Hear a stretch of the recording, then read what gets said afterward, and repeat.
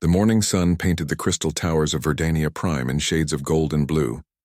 Zethka stood at the tall windows of his office, watching the peaceful city below. Children played in the gardens while their parents tended to the growing fields that stretched beyond the horizon. The Viridians had built their world to be perfect. No wars, no violence, just quiet harmony with nature. But today, that peace would end forever. The communication device on his desk began to flash red. Zethka turned from the window, his crystalline features catching the light as he moved. The message that appeared on the screen made his blood run cold. Administrator Zethka, this is Deep Space Monitor Station 7. We have detected a large fleet approaching our system. Ship configuration matches Korthak Raiders. Estimated arrival time, 18 hours. Zethka's hands shook as he read the message again. The Korthak were monsters from the dark spaces between stars. They conquered worlds not for land or resources alone, but for the joy of causing pain. Every civilized species in the galaxy feared them. He immediately sent an emergency broadcast to the Galactic Federation. His message was simple and desperate. This is Verdania Prime requesting immediate military assistance. Korthak Raider fleet approaching. Our world has no defenses. Please send help. The first response came from the Altarians within 2 hours. Their message was cold and formal. Regretfully, the Altarian Defense Force has no ships available in your sector. We wish you good fortune. Zethka stared at the screen in disbelief. The Altarians had the most advanced fleet in the galaxy. How could they have no ships available? More responses arrived throughout the day, each one the same. The aquatic hydros claimed their ships could not travel so far from water worlds. The insectoid Chitani said they were dealing with internal conflicts. The machine race called the mechanoids simply replied with a single word: denied. By evening, Zethka had received 47 responses from Federation member species. Every single one refused to help. He walked through the city streets as darkness fell. Families were gathering for their evening meals, unaware that death was coming for them. Children laughed and played, their innocent voices echoing off the crystal buildings. How could he tell them that they had been abandoned by the entire galaxy? Zethka returned to his office and opened a channel to the planet's emergency broadcast system. His voice carried to every home, every family, every soul on Verdania Prime. My people, he began, his voice heavy with sorrow. I must tell you something that breaks my heart. Korthak Raiders will be here by morning. I have asked every civilized species in the galaxy for help. They have all refused. We are alone. The city fell silent. Even the children stopped playing. I want you to take your families to the deep caves in the mountains. Take food and water. Stay hidden until it is over. Do not try to fight them. We are not warriors.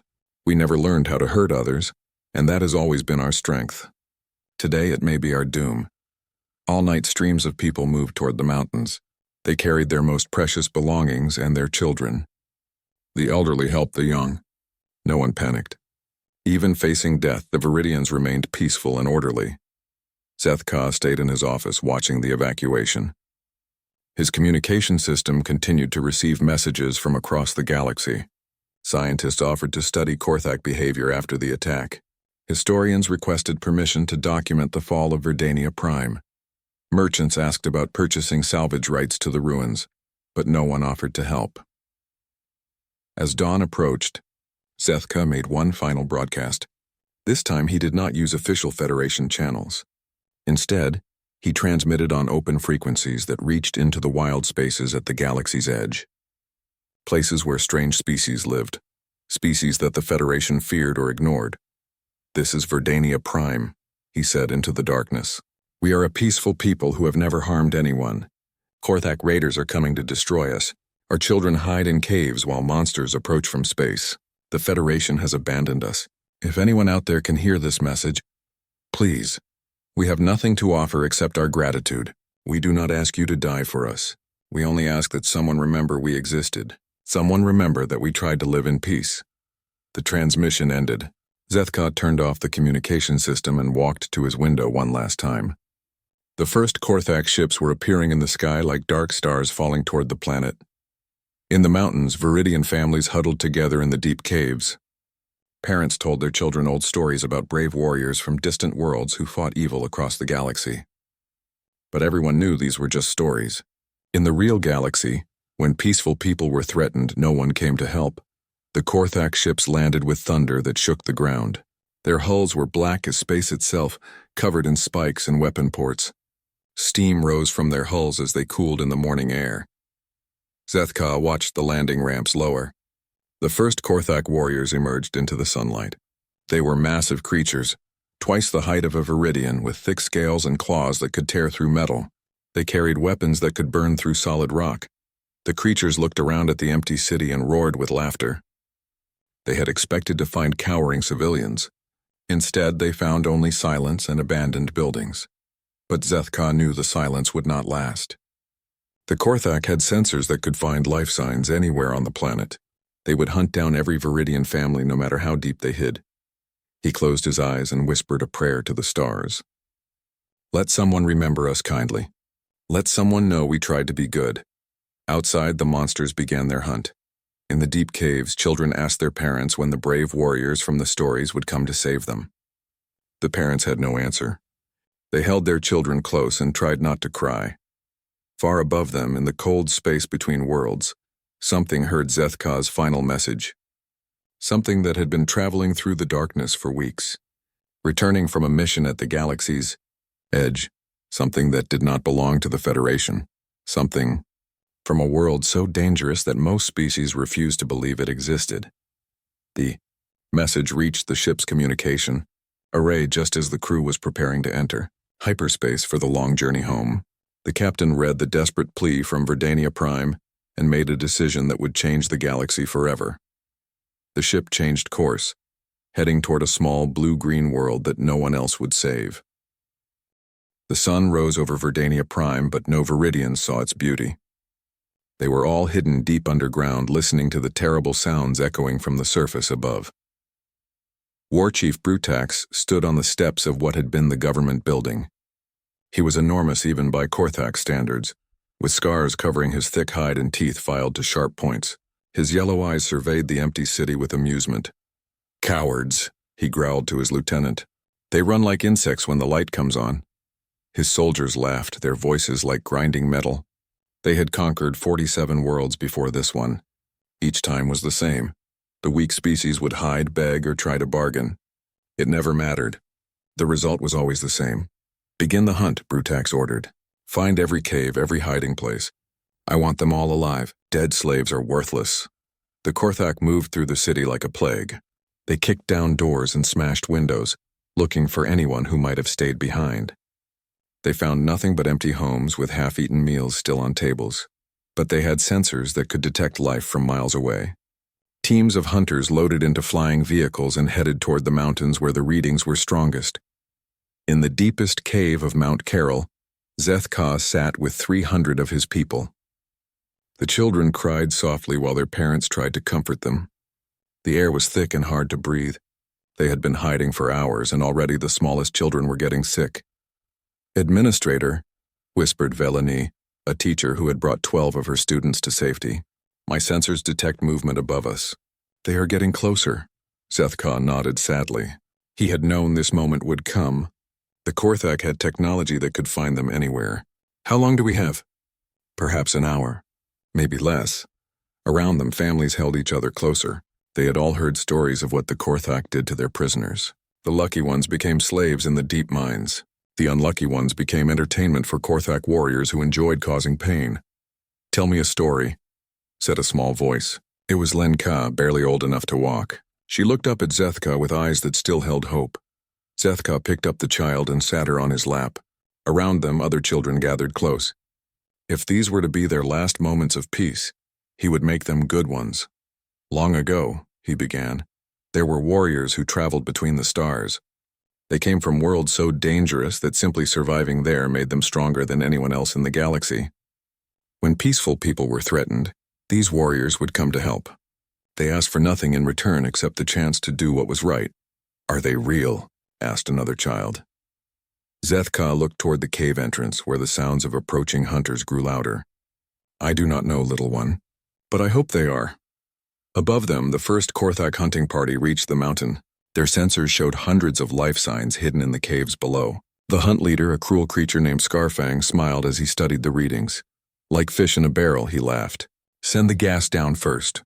Make them weak before we collect them. Purple smoke began pouring into the cave system. The Viridians started coughing and choking. Parents covered their children's faces with cloth, but there was nowhere to run. Sleep gas, Velani said weakly. They want us alive but helpless. One by one, the Viridians began to collapse. The children fell first, their small bodies unable to resist the poison. Then the elderly. Finally, even the strongest adults felt their legs give out beneath them. Zethka fought to stay conscious, holding little Lenka against his chest. The child's eyes were already closed, her breathing slow and steady. At least she would not be awake to see what came next. The last thing Zethka heard before the darkness took him was the sound of heavy footsteps echoing through the caves. He woke up hours later in a metal cage. Around him, his people sat in similar cages, all connected by chains. They were in the cargo hold of a Korthak ship. The metal walls vibrated with the sound of engines. "Administrator," Velani called softly from the cage next to his. "The children?" Zethka looked around and counted carefully. All here, all alive. But he knew that being alive did not mean they were safe. Through the metal walls, he could hear Korthak voices planning their fate. Some would be sent to work in mines on distant worlds. Others would be sold to species that enjoyed having exotic slaves. The youngest would be trained as servants for Korthak commanders. "Sir," said a young Viridian named Dokra, "what about your message? The one you sent to the edge of the galaxy?" Zethka shook his head sadly. "If anyone heard it, they chose not to come. We are alone." Outside their prison, War Chief Brutax stood on the bridge of his flagship. Below him, Verdania Prime was already being torn apart by massive mining machines. His soldiers had found rich deposits of rare minerals under the crystal cities. This conquest would make him very wealthy. "Status report," he demanded. "All civilians captured and secured," his lieutenant reported. "Mining operations proceeding ahead of schedule. We should be ready to leave the system within 10 days. Brutax nodded with satisfaction. Another world added to his collection. Another species broken and enslaved. The Federation would file a formal protest, of course, but they would do nothing else. They never did. "Any response to the distress call they sent?" he asked. "Nothing, sir. The message reached 17 systems, but no one replied." "Of course not. The galaxy is full of cowards who hide behind words and treaties. Real strength takes what it wants." In the cargo hold below, the Viridian prisoners huddled together in their cages. The children had stopped crying, but their eyes held a fear that would never fully go away. The adults tried to comfort them with whispered stories and gentle songs. "Will the warriors from the stories ever come?" little Lenka asked her mother. "I do not know, my sweet one," her mother replied. "But even if they do not come, we must remember who we are. We are people who choose peace over violence, love over hate. That is something no one can take from us." But as the ship carried them away from their homeworld, toward lives of slavery and suffering, it was hard to believe that their peaceful nature would protect them from anything. In space around Verdania Prime, 47 Korthak warships continued their work. Some guarded the mining operations while others processed the captured slaves. The largest ships began loading precious metals and crystals into their cargo holds. War Chief Brutax watched the progress with satisfaction. In 3 days, they had completely conquered a world and enslaved its entire population. The Korthak way was efficient and profitable. He never noticed the single ship that dropped out of hyperspace at the edge of the system. It was too small to register on his sensors, too quiet to trigger any alarms. It drifted in the darkness like a hunting predator, watching and waiting. On the bridge of that ship, Captain Jake Morrison studied the tactical display with cold anger. His crew stood behind him, equally silent and equally furious. They had arrived too late to prevent the invasion. The peaceful world below was already scarred by mining operations. But they were not too late for justice. "How many ships?" Jake asked quietly. 47 combat vessels, Tony Rodriguez replied, plus support craft and mining equipment. "And prisoners?" "Sensors show approximately 50,000 life signs aboard their prison ships." Jake nodded slowly. The numbers were bad, but not impossible. His crew had faced worse odds before. "Lisa, plot an intercept course for their flagship. Silent running." "Yes, sir." In the prison ship's cargo hold, Zethka felt the ship suddenly change direction. Through the metal walls, he could hear alarm sirens beginning to sound. Something was happening, something the Korthak had not expected. Far above, in the cold darkness of space, humanity's answer to the desperate plea was finally arriving. The USS Retribution drifted through space like a shadow among stars. Its hull was black as the void itself, covered in armor plates that seemed to drink in starlight. No running lights marked its position. No energy signatures gave away its location. On the bridge, Captain Jake Morrison watched the Korthak fleet through the main screen. 47 warships surrounded Verdania Prime like vultures feeding on a corpse. Mining beams carved deep wounds into the planet's surface while prison ships, loaded with innocent civilians, prepared for departure. "First time seeing Korthak ships up close," said Lisa Grant from the pilot's seat.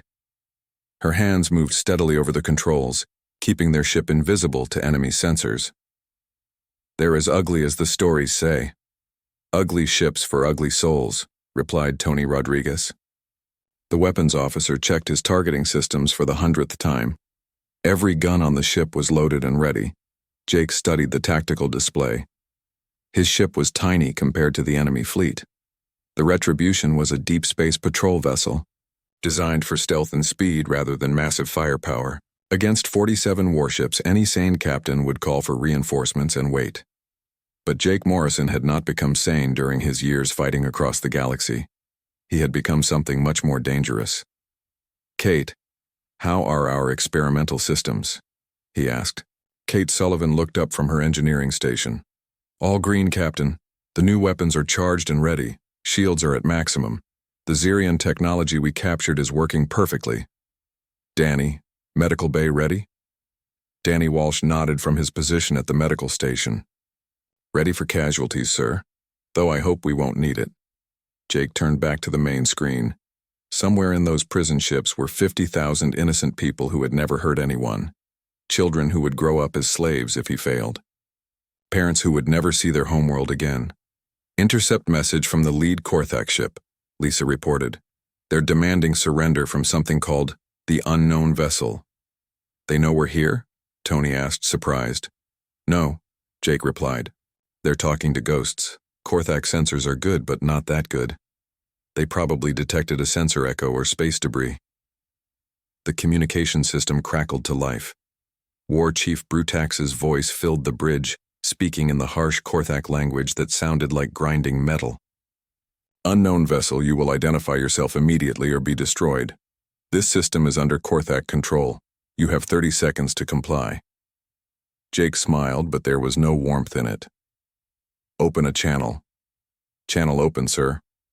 "This is Captain Jake Morrison of the human vessel Retribution," Jake said calmly. "You are holding innocent civilians prisoner. You will release them immediately and leave this system. You have one chance to comply." Silence filled the bridge. Then, from across space, came the sound of Korthak laughter. "Human?"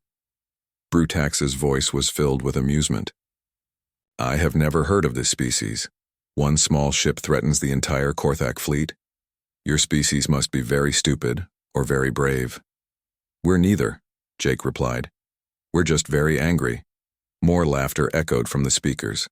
"Anger means nothing without strength, little human. Surrender now and I will kill you quickly. Resist and I will keep you alive to watch your world burn." Jake looked around at his crew. Lisa's jaw was set with determination. Tony's hands hovered over his weapons controls. Kate monitored the ship's systems with calm efficiency. Danny prepared medical supplies with steady hands. They had all heard threats like this before. They had all faced impossible odds and survived. They were the children of Earth, the survivors of humanity's bloodiest wars, the veterans of campaigns that had broken alien empires. "Sir," Tony said quietly, "targeting solution on their flagship is locked in." "Sir," Lisa added, "stealth systems are holding. They still can't see us." "Sir," Kate reported, "all experimental weapons are charged and ready." Jake nodded to each of them in turn. Then he opened the communication channel one more time. "War Chief Brutax," he said, his voice carrying across the darkness between ships. "You asked if humans are stupid or brave. Let me give you a third option. We're the species that fought, our way off a world that tried to kill us every single day. We learned to survive where nothing else could live. We became strong because we had to be." He paused, watching the enemy fleet on his screen. "And when we see bullies hurting innocent people, We remember why we became strong in the first place. Jake turned to Tony. Fire. The first shot from the Retribution was invisible until it hit. A beam of pure energy, focused and deadly, punched through the shields of a Korthak destroyer and cut the ship in half. The explosion lit up space like a new star. What was that? Brutak screamed over the communication channel. Where did that come from? The second shot answered his question. Another beam of energy reached out from empty space and destroyed a second warship. Then a third. The Korthak fleet spun in confusion, firing randomly at shadows while death picked them off one by one. There! A Korthak sensor operator shouted. Grid 77 Alpha, I have them! 20 ships turned toward the Retribution's position and opened fire, space filled with plasma bolts and missile trails. But when the light faded, there was nothing there but empty space. Impossible, Brutak snarled. Nothing is that fast. The Retribution materialized behind the Korthak formation like a ghost becoming solid, its main gun charged with power that made the stars flicker. Humans don't just fight, Jake said over the open channel. We hunt. The ship's most powerful weapon fired. The beam of energy that erupted from its bow was unlike anything the galaxy had ever seen. It was focused starfire, the same force that powered suns, compressed into a lance of destruction. The beam punched through 3 Korthak dreadnoughts before finally dispersing. Each ship exploded in sequence, their deaths lighting up the system like fireworks. All ships, Brutax commanded. Focus fire on that vessel. Kill it now. But the Retribution was already moving. It danced between the enemy ships like a predator among prey, too fast to target, too deadly to ignore. Every shot it fired destroyed another enemy. Every movement brought it closer to the prison ships where innocent civilians waited in darkness. In the cargo hold of the lead prison ship, Zethkov felt the vessel shaking as explosions rocked space around them. Through the metal walls he could hear Korthak voices screaming in panic. What is happening? Veleny whispered. I do not know, Zethka replied. But for the first time in days, he felt something he had thought was lost forever. Hope. On the bridge of the Retribution, Jake watched his tactical display as another enemy ship disappeared from the screen. 37 left. No, 36. Tony was very good at his job. Captain, Lisa called out. The prison ships are trying to escape. They're heading for the hyperspace jump point. Jake's expression hardened. Those ships carried 50,000 innocent lives. He could not let them disappear into the darkness between stars. Pursuit course. Maximum speed. The Retribution shot forward like a bullet, leaving the main battle behind. The enemy fleet followed, their guns firing uselessly at empty space where the human ship had been moments before. War Chief Brutax watched his fleet being torn apart by a single enemy vessel. In 40 years of conquest, he had never seen anything like it. His ships were stronger, his fleet was larger, but the human vessel fought like something out of nightmare. Who are these humans? He demanded. His science officer checked the galactic database. Sir, I found them. Humans come from a world called Earth. It is classified as a deathworld. What does that mean? Sir, according to this data, Earth is so dangerous that most species consider it uninhabitable.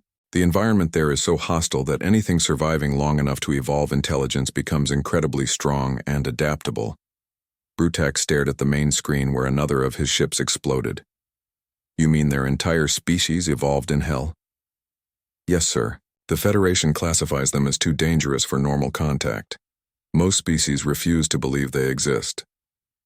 For the first time in his life, War Chief Brutax felt fear. He had built his reputation by conquering weak species who could not fight back.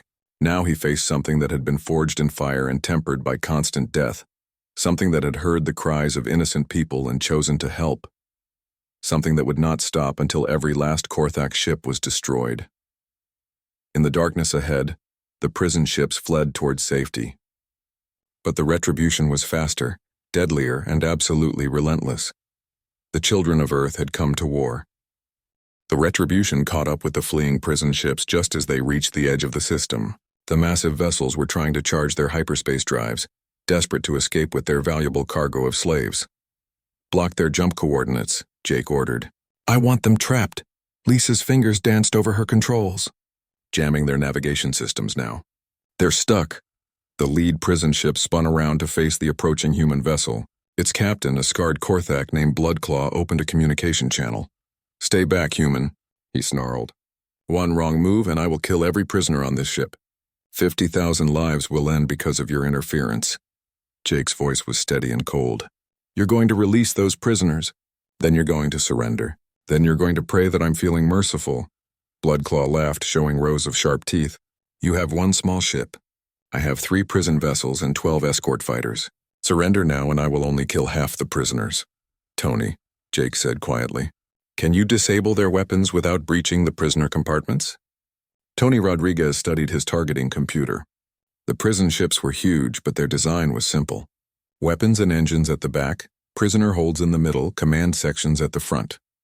Surgical strikes only, Tony replied. I can take out their guns without touching the cargo areas.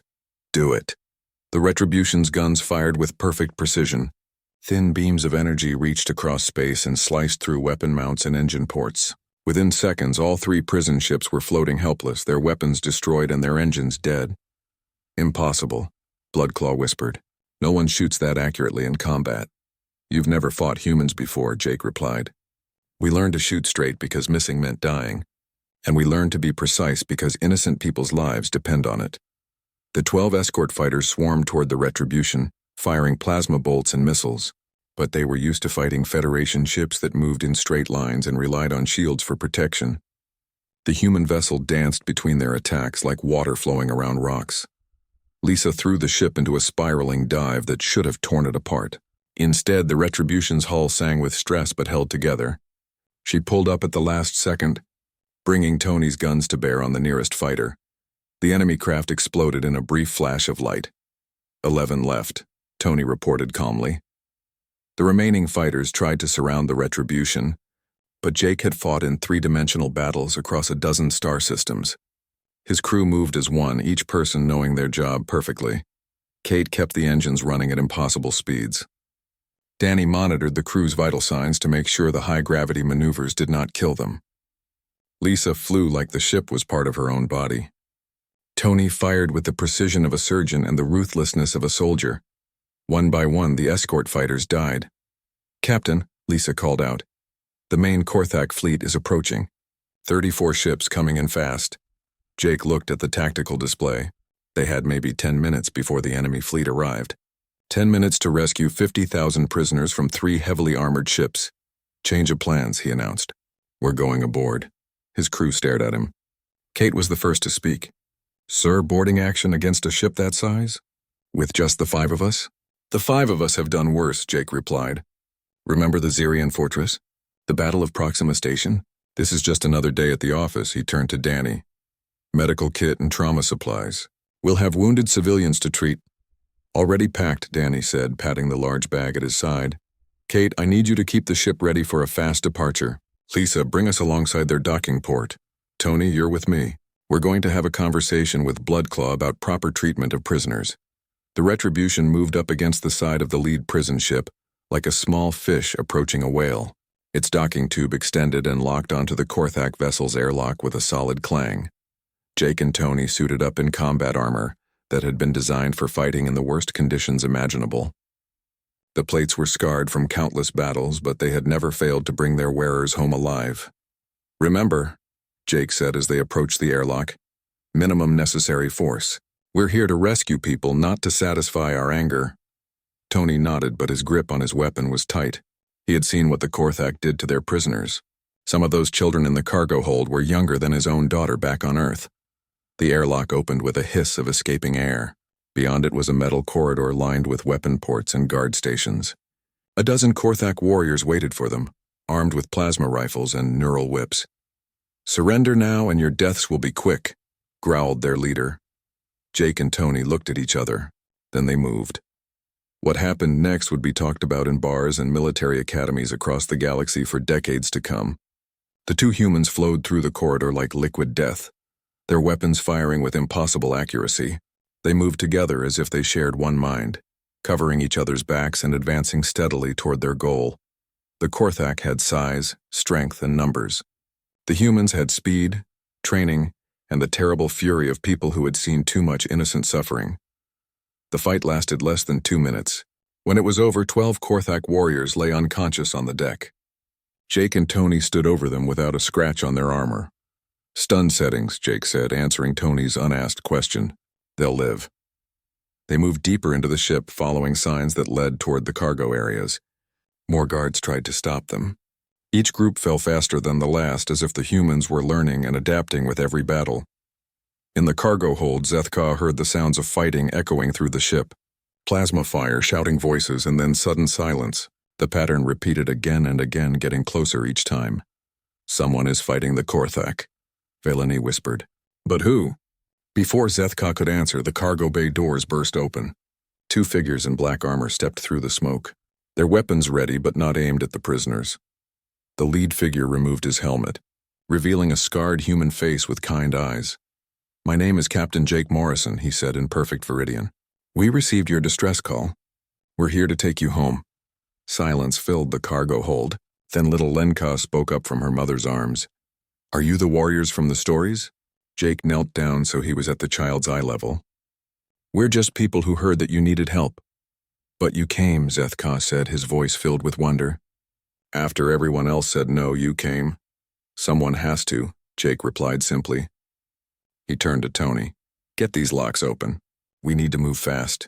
Tony's tools made quick work of the electronic locks. The cage doors swung open and 50,000 Viridians took their first free breaths in days. "Can you walk?" Jake asked Zethka. "We need to get everyone to the escape pods before the main fleet arrives." "We can walk," Zethka assured him. "But Captain, there are 2 more prison ships. Thousands more of our people."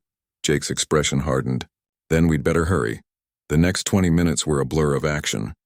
Jake and Tony moved through all 3 prison ships like avenging angels, freeing every prisoner and stunning every guard. The Viridians, despite their fear and exhaustion, helped each other toward the escape pods with quiet dignity. "All pods launched," Lisa reported over the communicator. "Every civilian is clear of the ships."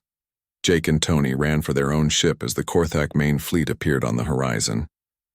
34 warships against 1 human vessel. The odds were terrible, but Jake had faced worse. "Take us away from the pods," he ordered as soon as they were aboard. "I don't want any stray shots hitting innocent people." The Retribution pulled away from the prison ships just as the enemy fleet opened fire. Space lit up with plasma bolts and missile trails, all aimed at the small human vessel. But the ship that had rescued 50,000 people was not done fighting. Its main gun charged with power, and Jake's voice carried across all frequencies. "This is Captain Morrison to all Korthak vessels. You attacked innocent people. You enslaved children. You thought no one would stop you. The main gun fired, and another enemy ship exploded. You were wrong. War Chief Brutax watched from his flagship as the human vessel danced through his fleet like death incarnate. Every shot it fired found its target. Every movement brought it closer to victory. How many ships have we lost?" he demanded. 17 destroyed, sir. 4 more badly damaged." Brutax stared at the tactical display in disbelief. 1 ship, 1 crew. They had crippled his entire fleet and rescued every prisoner. "Sir," his communications officer reported, "I'm receiving messages from our remaining ships. They're requesting permission to retreat." For the first time in his career, War Chief Brutax considered surrender. But Korthak pride would not let him show weakness even in the face of certain death. "All ships continue attack," he ordered. "We will not be defeated by a single enemy vessel." But deep in his heart he knew they already had been. The battle for Verdania Prime ended at sunset. When the last Korthak ship exploded in a ball of flame, the system fell silent except for the steady hum of rescue beacons from thousands of escape pods. Jake Morrison stood on the bridge of the Retribution, watching the debris field that had once been an enemy fleet. 47 warships reduced to scrap metal and memories. His crew worked quietly around him, already beginning the long process of collecting survivors and tending to the wounded. "Final count," Tony reported. "All enemy vessels destroyed or disabled. 0 human casualties. 50,000 Viridian civilians rescued safely." "And the Korthak survivors?" Jake asked. "About 3,000, sir. All in custody aboard the disabled ships," Jake nodded. Even in war, he tried to minimize death when possible. The Korthak were brutal enemies, but they were still living beings, Some of them might even learn from this defeat. Lisa set course for Verdania Prime. Let's take these people home. The journey to the planet took 6 hours. During that time, Jake's crew worked with Viridian medical teams to treat the former prisoners. Danny Walsh moved from pod to pod, using human medical techniques to help families who had been separated and traumatized. Kate Sullivan coordinated with Viridian engineers to repair damaged escape pods and life support systems. Her practical approach and willingness to get her hands dirty quickly earned the respect of the crystal-featured aliens. Tony Rodriguez maintained security, making sure that the few Korthak prisoners who had survived were properly contained. He also helped distribute food and water to refugee families who had been living on starvation rations for days. Lisa Grant used her piloting skills to dock the escape pods safely with larger ships, reuniting families and organizing the massive evacuation fleet for the journey home. But it was Jake himself who made the deepest impression on the Viridians. He moved among the refugee families without any guards or ceremony, checking on the wounded and comforting frightened children. His scarred face and battle-worn armor should have frightened them, but somehow his presence brought peace instead of fear. When they finally reached Verdania Prime, the planet looked like a wounded animal. The Korthak mining operations had carved deep scars across the surface. Crystal cities lay in ruins. Forests had been burned to clear land for processing facilities. But the world was still alive, and now its children were coming home. Zethka stood beside Jake on the observation deck as they watched the first shuttles descend toward the planet's surface. Families pressed against the windows, crying with joy at the sight of their homeworld. "Captain," Zethka said quietly, "how can we ever thank you? You have given us our lives, our freedom, our future. We have nothing valuable enough to repay such a gift." Jake watched a group of children playing in the shuttle bay below. They were laughing and running around, their fear already beginning to fade. In a few years, this whole experience would seem like a bad dream to them. "You don't owe us anything," Jake replied. "This is what we do." "But why?" Zethka pressed. "Your Federation classification says humans come from a deathworld. Your own planet tried to kill you. Why do you choose to protect life instead of destroying it?" Jake was quiet for a long moment, thinking about how to explain something that was so basic to human nature, that most humans never questioned it. "Maybe because our world tried to kill us," he said finally. "We learned how precious life really is. Maybe because we had to fight for everything. We understand what it means when someone can't fight for themselves." He turned to look at the Viridian administrator. "Your people chose peace over violence. That's not weakness, Zethka. That's strength. The galaxy needs more species like yours, not fewer." "But peace did not save us from the Korthak." "No," Jake agreed, "but it's what made you worth saving." 3 days later, the major work was done. The Viridian refugees had been returned to their homeworld. Emergency shelters had been set up in areas untouched by Korthak mining. Medical stations were treating the wounded and traumatized. The captured Korthak prisoners had been handed over to Federation authorities, along with detailed records of their war crimes. It would be years before any of them saw freedom again, and then only if they proved they could live peacefully. Jake stood in the ruins of what had been Verdania Prime's capital city. Viridian work crews were already beginning to clear the rubble, preparing to rebuild their world better than before. Danny Walsh approached from the medical station he had set up in a damaged building. "Captain, the last of the critical patients have been stabilized. Local doctors can handle things from here." Kate Sullivan joined them, wiping grease from her hands with a dirty cloth. "Power grid is back online in sectors 7 through 12. Their engineers are quick learners." Tony Rodriguez appeared last, looking satisfied. "Security sweep complete. No Korthak holdouts, no hidden weapons. The planet is clean." Jake nodded to each of them. His crew had worked tirelessly for 3 days, asking nothing in return except the chance to help people who needed it. "Lisa," he said into his communicator, "prepare for departure. We're done here." "Already warming up the engines," came her reply. "Where to next, Captain?" Before Jake could answer, a group of Viridian children ran up to him. Little Lenka was in the lead, her eyes bright with excitement. "Captain Morrison," she called out. "Are you leaving?" Jake knelt down so he was at her eye level.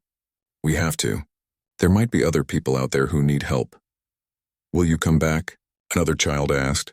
"If you ever need us," Jake promised. "But I don't think you will. Your people are stronger than you know." Lenka reached into her pocket and pulled out a small crystal flower, one of the few beautiful things that had survived the Korthak attack. "For you," she said, pressing it into Jake's hands. "So you remember us." Jake looked down at the delicate crystal flower. It was probably worth more than his ship, but to this child it was just a way to say thank you. "I'll treasure it," he said solemnly. Then he smiled. "But I won't need it to remember you. Heroes never forget the people they protect." An hour later, the Retribution lifted off from Verdania Prime's surface. Jake stood on the bridge watching the planet fall away below them. Already lights were beginning to appear in the ruins as the Viridians worked to rebuild their civilization. "Captain," Lisa said from the pilot seat, "I'm receiving a transmission from Federation Command. They want to know our status." Jake almost smiled. Now the Federation wanted to talk, after the danger was over and the hard work was done. "Tell them the situation is resolved. Civilians rescued, enemy forces neutralized, planet secured. Should I mention the 47 ships we destroyed? If they ask." The Federation response came quickly.